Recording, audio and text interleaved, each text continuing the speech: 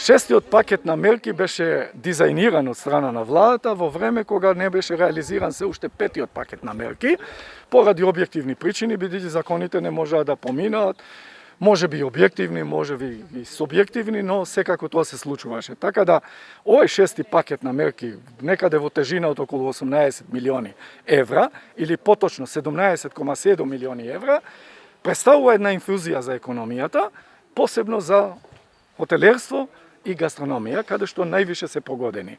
Меѓутоа не можеме да збориме колку тоа е реално и ќе бидат задоволни, затоа што тек ќе простојува нивната реализација и ефектите од тоа ќе треба да се мерат понатака. Некои проценки кумулативно што се прават и од Светска банка покажуваат дека во секој случај некаде околу 7% имало влијание сите овие мерки, без нив ќе беше многу полошо.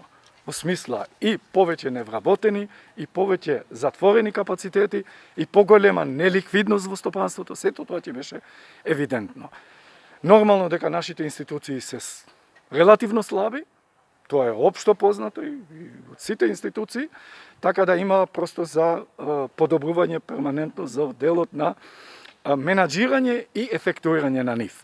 Но без нив ќе беше многу полошо. 6 до 7% се очекува дека импактот е подобен во брутно домашниот производ, без разлика колку се ценат на некој начин нивните ефекти. Значи тоа, ако се претвара во фискални бројки, во апсолутни бројки, за да гледачите имаат представа, се однесува околу 700 милиони евра, што владата испумпала било преку ликвидност, било преку субвенција на плати, било преку поддршка на разни ваучери и потикнување на потрошувачка, е сепак голема бројка.